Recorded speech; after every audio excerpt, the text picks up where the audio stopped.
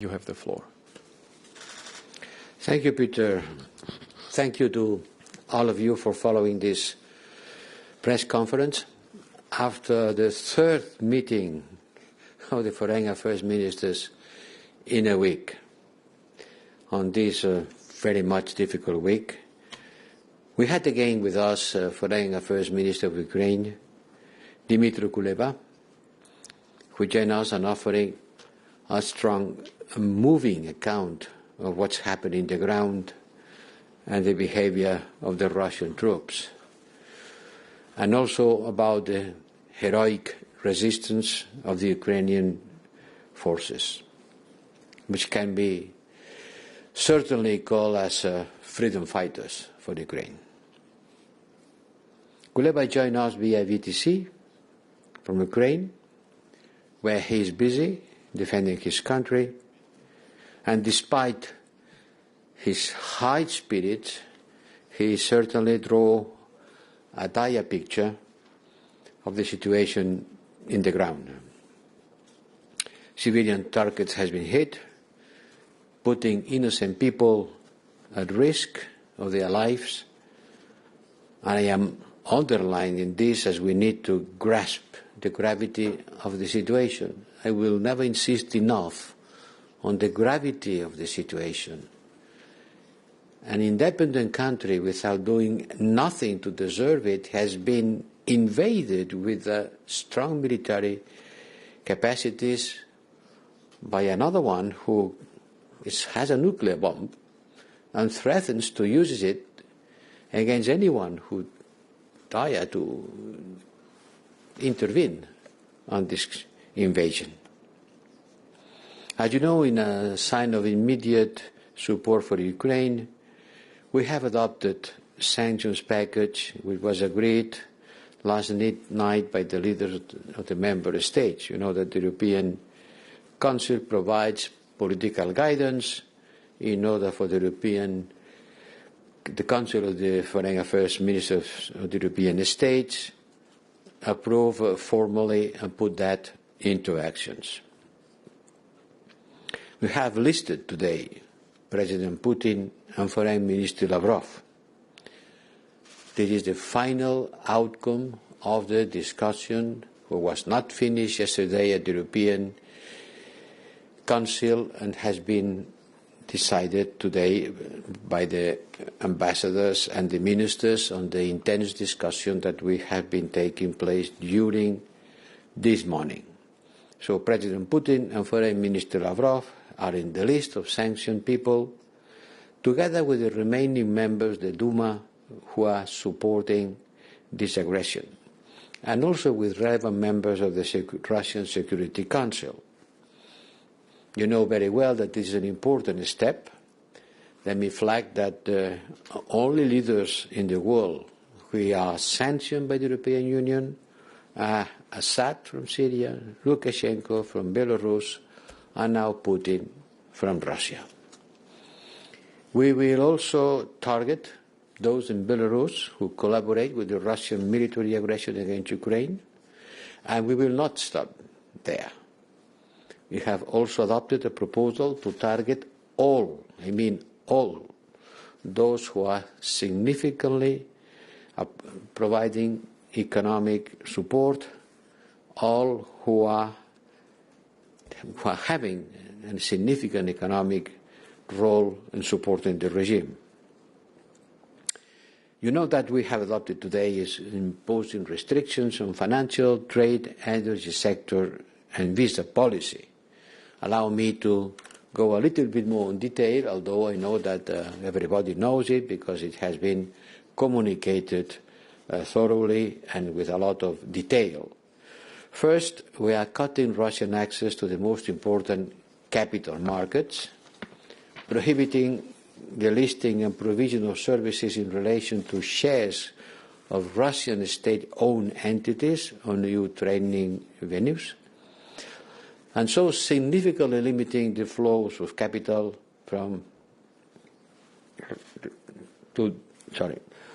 significantly limiting the financial inflows from Russia to the EU. These sanctions will target 70% of the Russian banking system and key state-owned companies, including on the field of defense.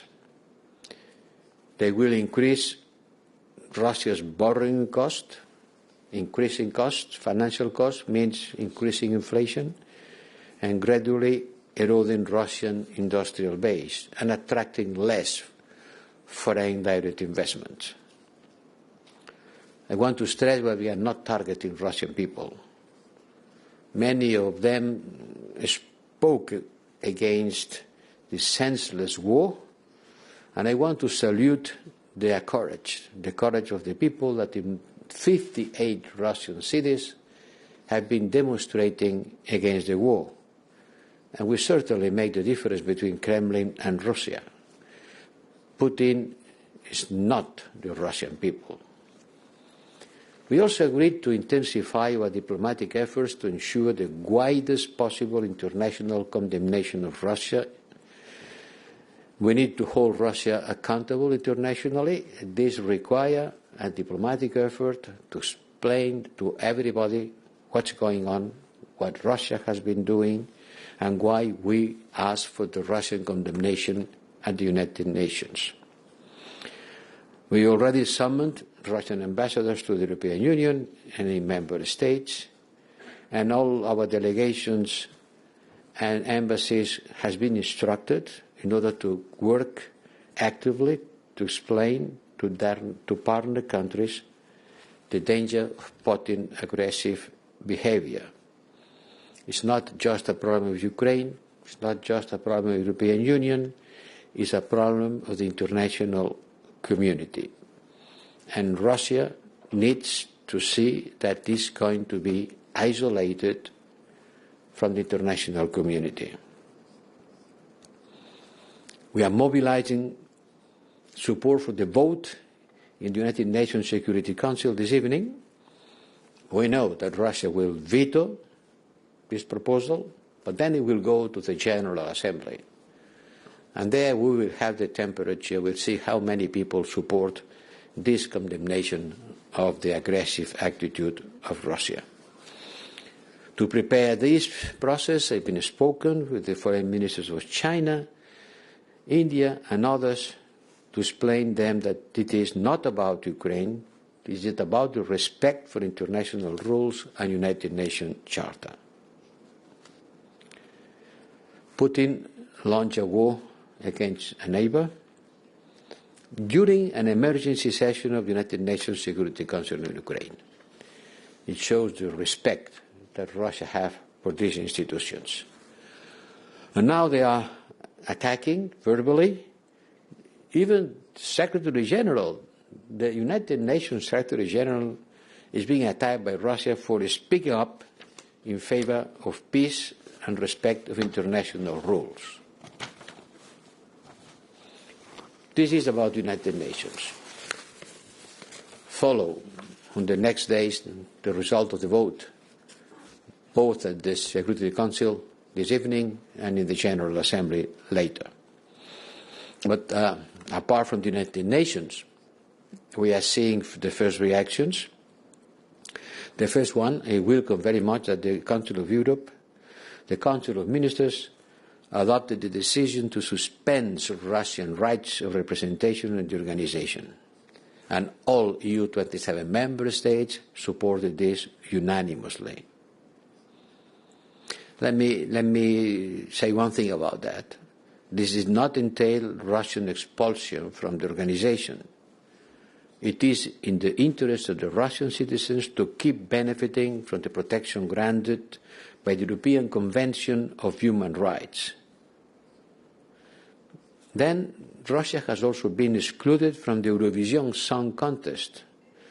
It may look as small things from the geopolitical point of view, but they will have a wide social resonance. Also from the Champions League final that will not be held in St. Petersburg, and the Russian Formula One Grand Prix has also been cancelled due to the actions of the Russian leaderships. As for Ukraine as such, we need to continue our support in any way that we could. was a clear consensus about that. And finally, let me stress the importance of a point which is related with information war. Lies and disinformation are streamed from Russia by now, even from the highest political place. If you follow, please follow the reports of our strategic communication team who debug and curtail the disinformation flow, you will see how do they consider Zelensky as a war criminal, a Nazist, using the words genocide in order to justify the invasion of Ukraine, which had the purpose of avoiding Zelensky committing genocide against the Russian-speaking people on the Donbas region, and saying that when they will seize Kiev, they will do the same thing that in Nuremberg, to send to the court the people responsible for genocide. This kind of disinformation has to be combated, debunked, and curtailed. And then there is the danger and risk that other countries in the neighborhood of Russia can be suffering. We need to strengthen our support to Moldavia and Georgia, and look at the Western Balkans, because we will see provocations in the Western Balkans, especially in Bosnia and Herzegovina, and in order to support the stability of the country, I've decided to mobilize the reserve force of the Althea operation, which means to deploy 500 militaries of this mission in the ground. This is going to happen in the next days. And that's it, more or less, what I wanted to tell you about this important meeting with the Foreign Affairs Council, where, according with the treaty, has been taken the decision about sanctions on Russia.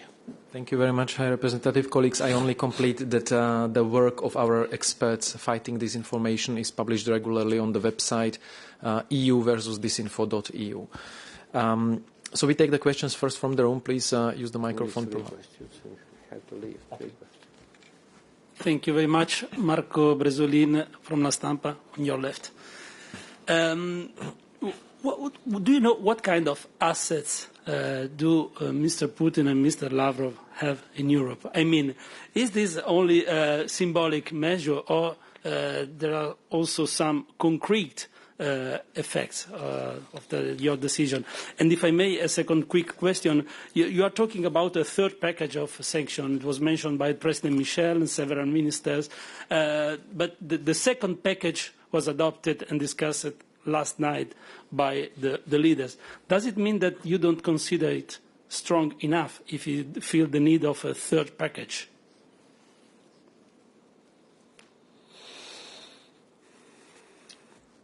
The package is very strong. It has been adopted very quickly.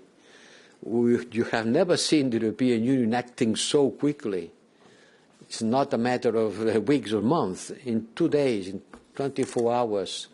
You know how much work is behind this decision? Preparing the legal documents, going through the circuit, administrative circuit, putting everybody agreeing, 27 member states, the Commission, the Council. There's a lot of work. It has been done very quickly. The package is complete, strong, but maybe there is something else. SWIFT is something that has not been included on the table because it was not mature enough, the discussion, but nothing is off the table. Maybe it can be adopted in the following days. It will depend.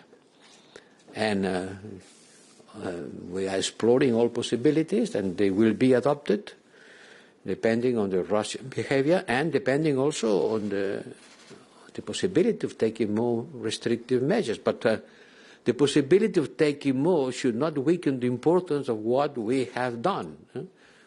You are always asking for more. Please pay attention to what is this package. It's a very complete package, done in agreement, in coordination with the US and UK. They don't have more elements in their package than we have in ours, no? Okay, thank you. We take a question from the colleagues connected. About the assets of, believe me, I am not in the secret of Mr. Lavrov and Mr. Putin wealth, and it's not my duty. There are people who will take care of that. Okay, thank you. So we go to colleagues connected remotely. I've seen the first one was Lawrence Norman. Lawrence, your microphone is open by now. You can ask your question. I mean, your mic is open. I see that it's open, but we don't hear you. We don't have audio.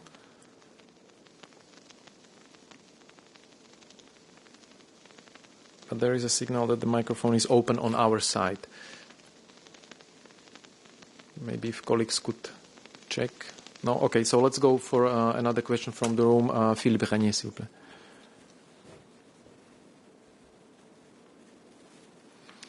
Merci. Je suis ici, Monsieur le représentant. Philippe Renier, Journal Le Soir. Juste peut-être une précision concernant le gel des avoirs de Monsieur Poutine et Monsieur Lavrov. Une précision simplement. Est-ce que des pays en dehors de l'Union européenne s'associent à cette décision et donc étendraient la juridiction de la saisie de leurs avoirs à leur territoire? Ça, c'est une première question. Et plus généralement, est-ce que les ministres, tout en étant encore une question hypothétique, mais la lucidité implique peut-être de voir que Kiev va tomber un jour prochain aux mains du Kremlin et de l'armée russe qui est en chemin. Est-ce que les ministres envisagent cette possibilité de se retrouver à très brève échéance avec une Ukraine que l'on tente d'aider, mais qui ne sera plus l'Ukraine dirigée par ces gouvernements pro-européens, mais avec un pouvoir aux ordres du Kremlin? Merci beaucoup. Si c'était le cas, évidemment, tout serait à revoir. Mais pour l'instant encore, les Ukrainiens résistent. C'est évident que la dimension, la portée de l'attaque russe à Ukraine n'a pas l'ambition d'occuper une petite partie de ce qui reste du Donbass. L'attaque, c'est une attaque massive à tout le pays, par le nord, par le sud, par l'est. Le but, c'est d'occuper Kiev, c'est clair, de mettre en place, s'ils le peuvent, un gouvernement à ses ordres.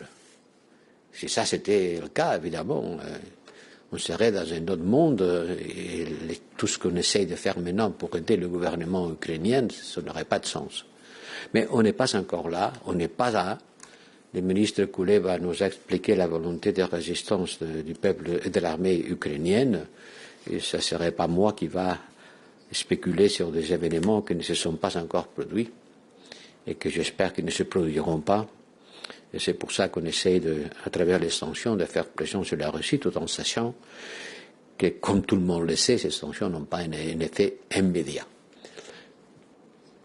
Okay, thank you. We try one more time, Lawrence, to make sure that we give you a chance. Thanks. Yeah.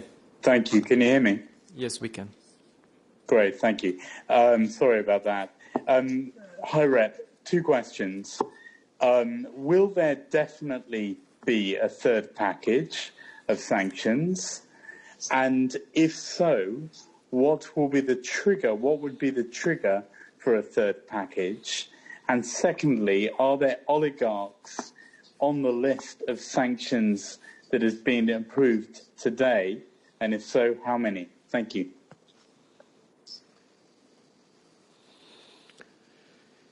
Il y a 26 personnes qui ne sont pas ni responsables gouvernementaux, qui ne sont pas membres de la Douma, qui ne sont, pour ainsi dire, des institutions politiques. C'est des personnalités, je ne sais pas si vous voulez les appeler tous oligarques, mais c'est des personnalités liées au monde financier russe et qu'on considère que sont en train d'appuyer le gouvernement ou tirer avantage des événements qui se sont en train de produire en Ukraine. On les considère responsables ou bénéficiaires de ces actions-là. Je voudrais pas, I wouldn't like to coin the concept of third package. We have just said everything is on the table. We have been working hard to put in action this package, and now we have to concentrate our efforts on implementing it, which is not so easy. The only thing that yesterday the two presidents said on their press conference is that if there is more measures that has to be taken, measures identified, and they make the necessary consensus meaning unanimity among the member states, they will be taken. But don't spare a third package on the next days or hours, because this is not the idea. The idea is, if it's necessary to do more, if we identify actions from the Russian side, if we have identified consensus around more measures, they can be taken. Okay, thank you very much, High Representative. Sorry, colleagues, we have to run again. You can ask two more questions, but quickly. Okay, so two more quick questions. I don't want to disappoint you, but I have to leave. No? Thank you, High Representative. Naomi O'Leary, Irish Times. I hope you can hear me okay.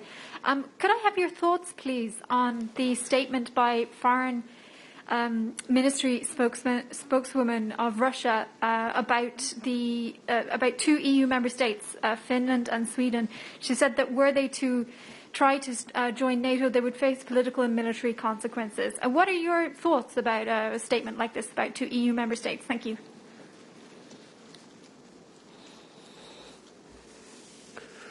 Je ne commente pas les commentaires de la porte-parole du ministère russe. J'ai d'autres choses à faire. Et en tout cas, je peux vous dire ce qu'on dit toujours. Nous considérons que tous les États sont libres de choisir sa politique extérieure et sa politique d'alliance. Merci, thank you very much. And then the last question now finally from Raf Kassert, who is connected online. Raf, your microphone is open now. Okay, good evening. I just want a clarification on what you said about the sanctions against Lavrov and Putin himself. I mean, this has been quite a big point of discussion today, and I just want to know whether you can tell me, are you sure that these specific sanctions will hurt them personally?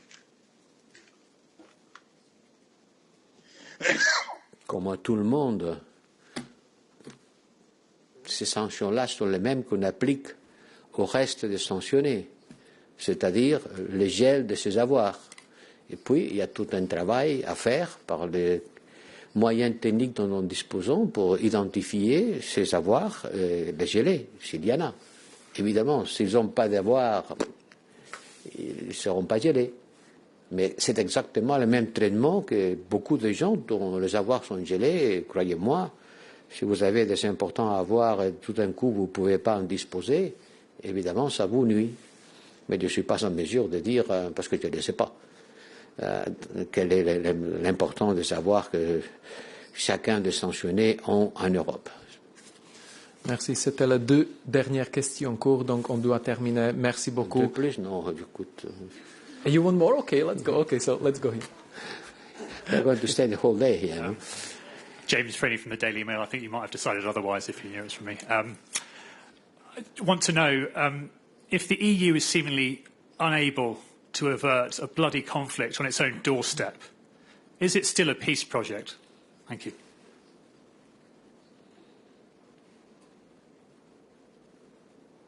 Pourquoi est-ce que l'Union ne serait pas considérée comme un projet de paix? Tu ne comprends pas. The bloody conflict on its own doorstep, that's the point of my question. Being unable to avert the loss of life on Europe's own borders, that's the point of my question.